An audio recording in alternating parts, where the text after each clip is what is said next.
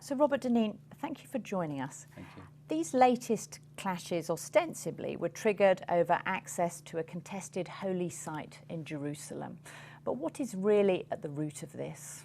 Well, what's at the root here is a fear on the Palestinian side, the Muslim side, that the Israeli Jews are going to come up and take over the Muslim site and change the status quo.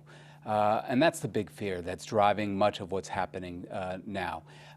And today you had now an attack against Joseph's tomb in Nablus, in the ancient city, which obviously is a Jewish religious site. And so there's now this very strong religious overlay to what has already been a very strong nationalist struggle.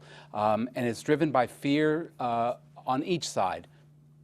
And as someone who's got more than 20 years' experience as a diplomat working in the Middle East, you've seen these cycles of violence before, but how do you see this one developing?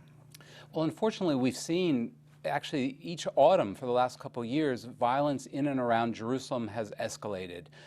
And it's very tenuous, the situation right now. So far, it has been really bottom-up violence. It's not being driven by any organized group. It's being encouraged by Hamas, by the Islamic movement in Israel.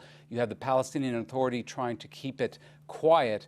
But at this point, given how precarious it is, given how much violence there already has been to date, it's easy for this situation to escalate out of control. Recall last fall you had this kind of violence taking place, which ultimately led through a series of events to a war in Gaza between Israel and Hamas. So it could take just a very little to escalate the situation a great deal.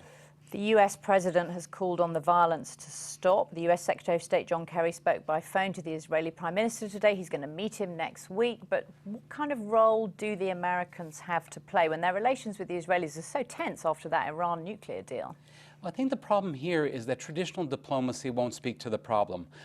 Both parties don't have a great deal of faith in the diplomatic process to bring about a solution to the problem, especially when there's a fear about changing the status of religious sites. What is needed really is leadership on the ground, both political leadership and also leaders of religious faiths to speak out, to say, no, we need to tamper down the situation. We are not out to change the status quo on the ground. And this is not a religious conflict. It needs to be tampered down and peace needs to prevail.